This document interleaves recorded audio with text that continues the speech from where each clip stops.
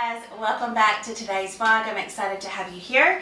Let me just go ahead and tell you, I've said it in multiple videos before, Isabel is hanging out over here beside me on the couch. So if you hear giggles or noises, just know that's little Isabel over there playing. One of the biggest questions, concerns, or fears that we do hear from families trying to navigate whether they want to choose adoption or not is, how is it going to affect our biological kids at home? I wanted to share with you our experiences, our knowledge, our wisdom on how we prepared our kids for adoption and what that looked like, as well as I also reached out to other seasoned adoptive families and I got them to share with me their experiences on what did they do to help navigate the adoption journey with their kids that they already had at home. And we know adoption is going to greatly impact everyone in the entire family, not just mom and dad. I came up with 6 tangible ways that you can prepare your kids for adoption that's going to include them and it's going to set them up and set your family up for the smoothest transition as possible. And I'm not going to lie, it's going to stretch you, it's going to stretch your kids, but I promise you, in the end, it's totally worth it. I hesitated putting number one. Number one is, what kind of legacy are you leaving for your kids? I will be honest, this is not something that I thought about or said and verbally laid out before we became parents. And before we pursued adoption, but I tell you, it's become very clear over the past few years, especially walking these journeys with adoption, is what kind of legacy are we leaving our kids? And as Christ followers, our number one priority and the legacy that we're leaving our kids is to follow Christ in all things. That, especially through choosing these adoptions of special needs kids who come to us with challenging conditions, who will probably live with us the rest of their lives, that our kids are seeing us do the hard things that God has commanded or called us to do, all as a way of serving Christ, all as a way to bring glory to Him in all things, the good, the bad, and the ugly. And let me tell you, adoption comes with the good, the bad, and the ugly. That is a legacy that we want to be striving and we want to be intentional in leaving our kids and our grandkids and every generation that we leave behind. That's what we want to leave with our kids. And number 2, I want to leave a legacy where my kids see that we step in and we help be the voice for those that have no voice.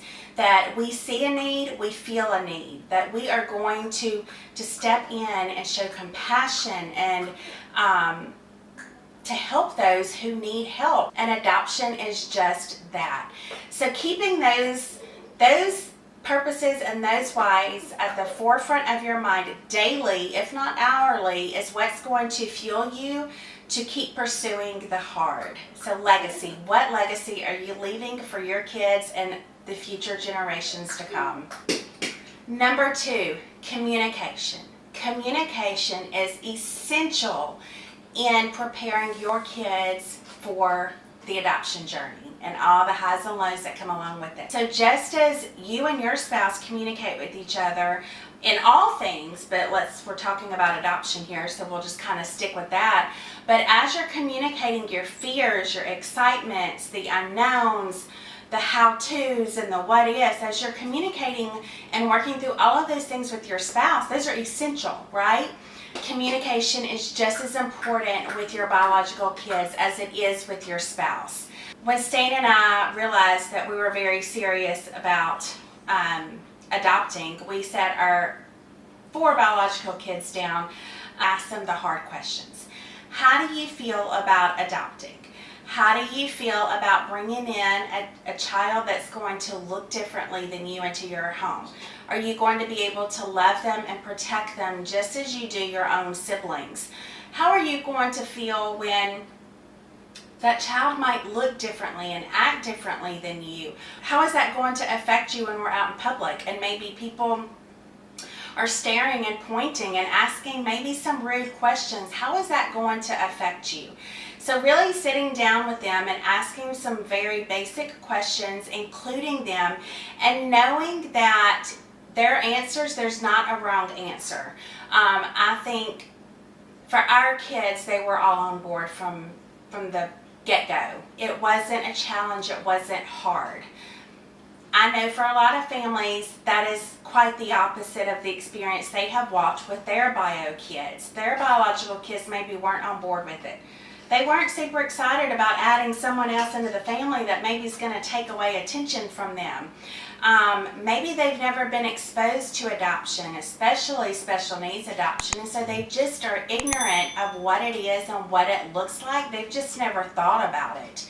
So just know that their answers and their feelings towards it, it doesn't define who they are. It doesn't define what their journey is going to look like with adoption.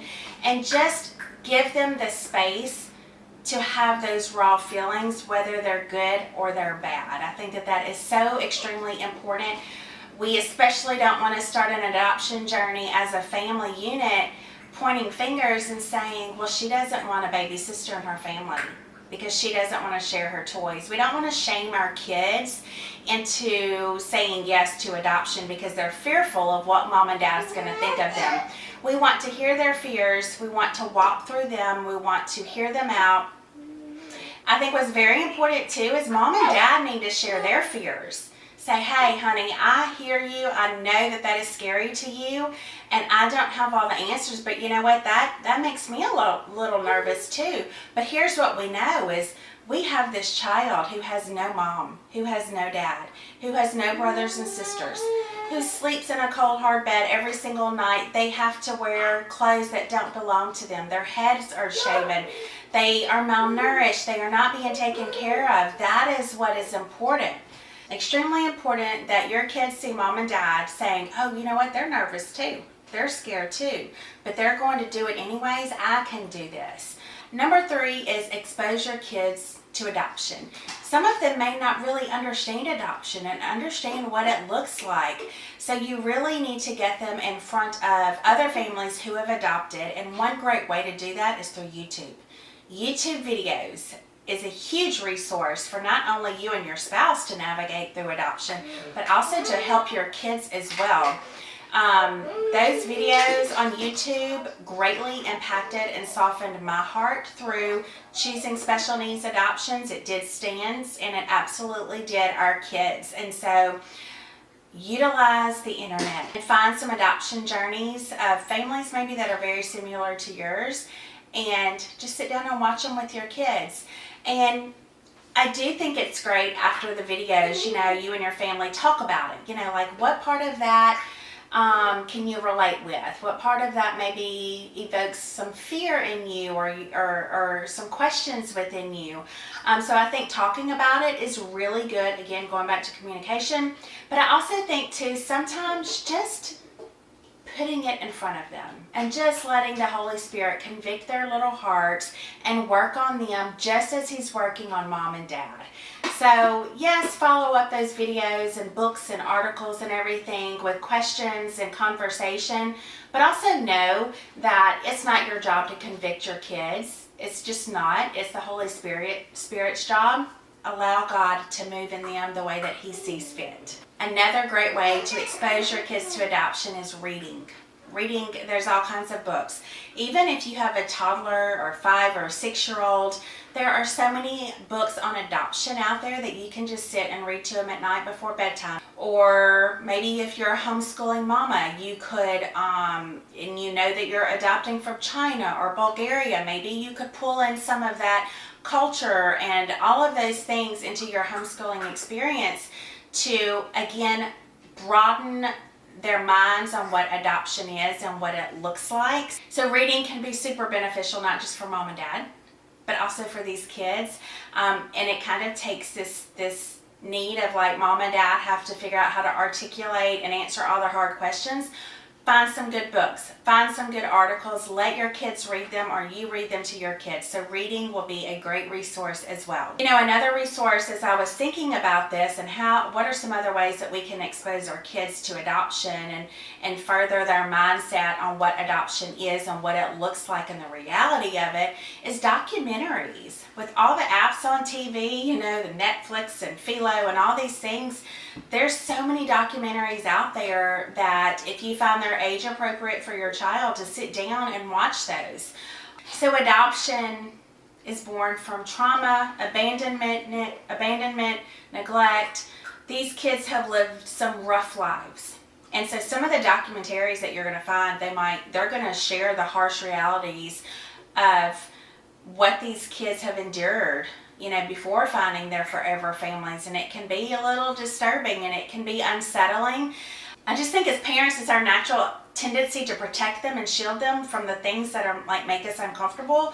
And sometimes those things that are uncomfortable really need to be seen and heard.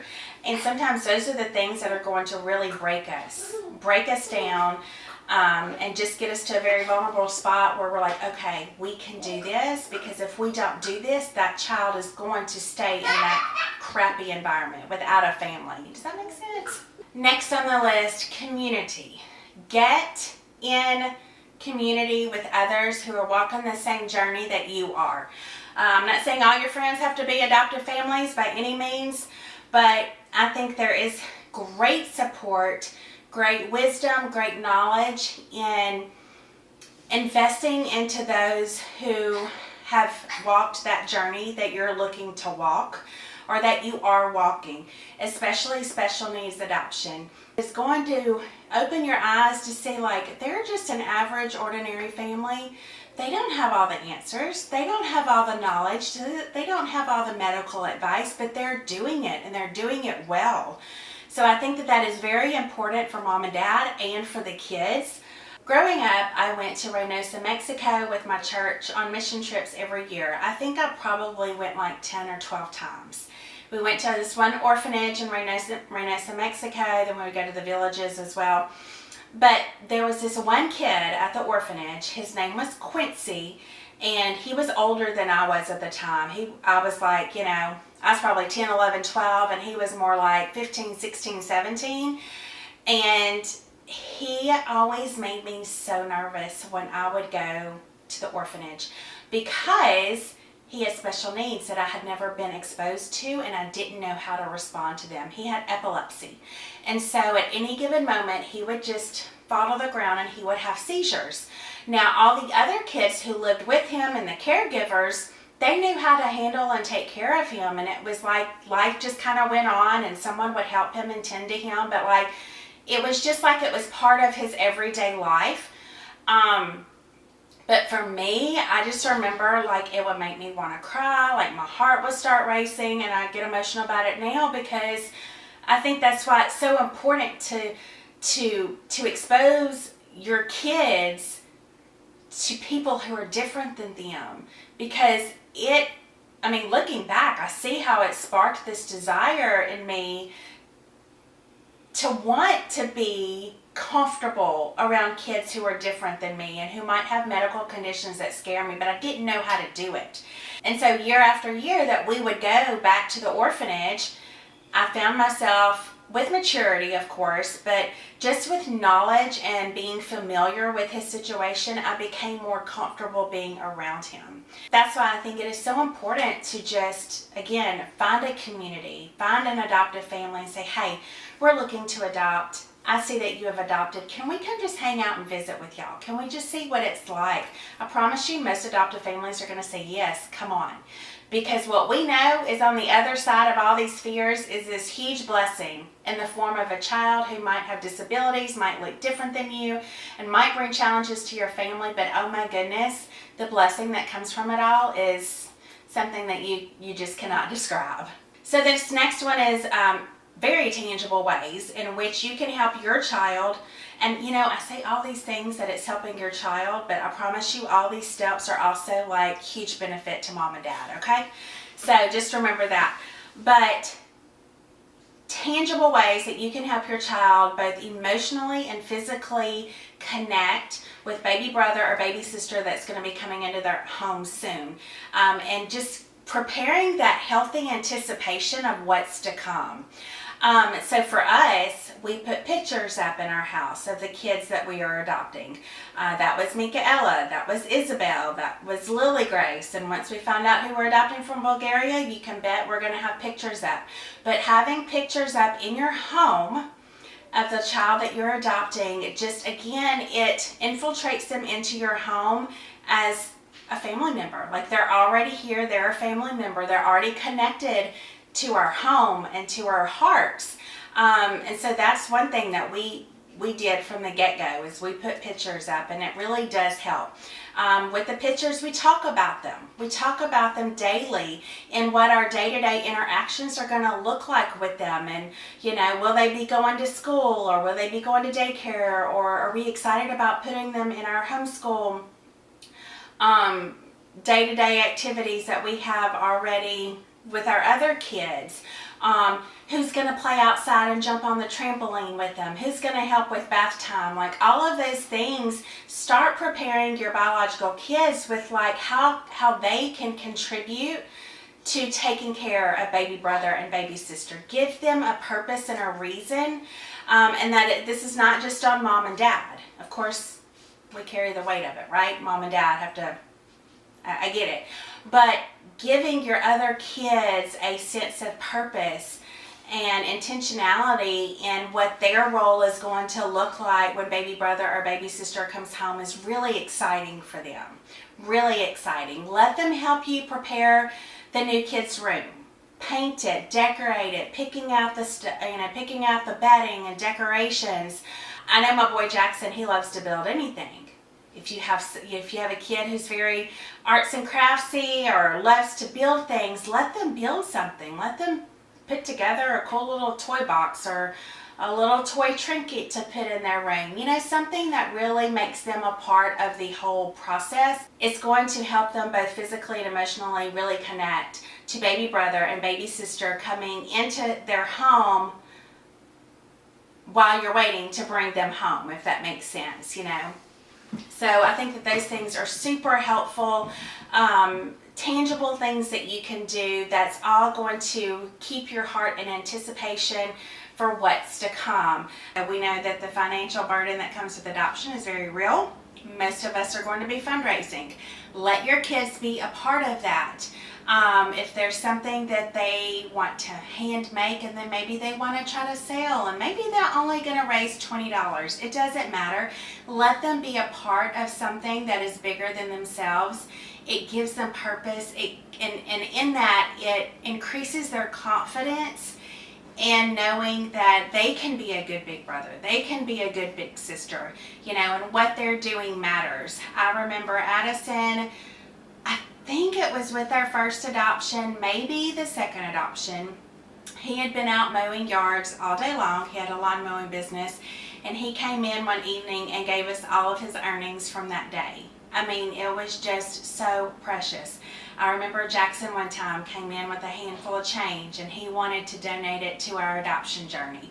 I remember Rainey, when Rainey and Addison were dating, she had started a little side business, and she had said that all of the earnings that she made were going to go straight to our adoption, and she did. She donated a lot of money. I mean, it just was amazing, and I really don't think that they would have the heart for that if we weren't intentional in keeping them included in the entire adoption process, even down to like, oh my goodness, someone donated $100 today. Do you know this person? They gave to us, you know, or this kid donated $5. He wanted to be a part of it, and he gave his $5 from his allowance this week. Or we kept them very included on all the financial aspects of our adoption.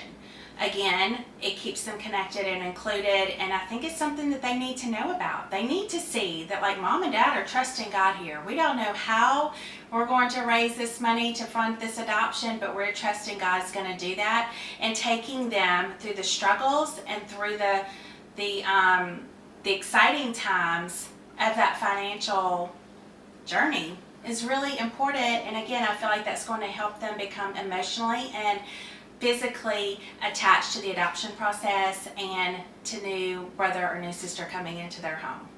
So there you go, 6 ways that you can help prepare your kids for an adoption journey that we know is going to be hard and challenging on everyone in the family. But just as mom and dad are going to prepare to bring a new child into the home, we also want to place extreme value on preparing our other kids in the home to bring in a new brother or a new sister. It is so important, and it can be a game changer.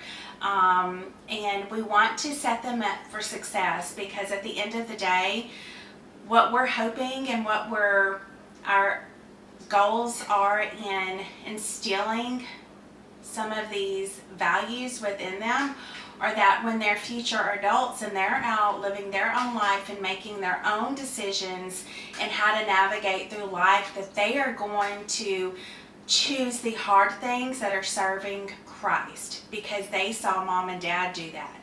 And they know firsthand what an extreme blessing adoption is, even though it's hard. So that's what we're hopeful for, and that's why we want to be very intentional in all of these things, because it's not just about the here and now.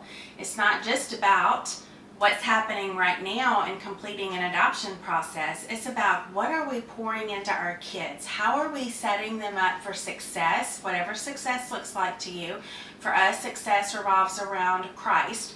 How can we set them up for success so that when they're out from up underneath our wings, they're going to be choosing the hard things to serve Christ and to bring glory to Him. So I just thought this topic was extremely important. I think because I know the importance of it, and I've seen what has worked for our family and what has worked for other families. And so I wanted to share that knowledge and wisdom with y'all, because I know that's a huge concern for families who are choosing adoption, is just wondering, how can I get my kids on board? What if they're not on board? How could I make them involved in all the things? And I feel like these 6 ways that we talked about today are very tangible, very doable. You have to be intentional with them, but if we did it, you can do that, I promise you. We are going to close it out here. I appreciate y'all being here, and we'll see you on the next vlog. See you later. Bye.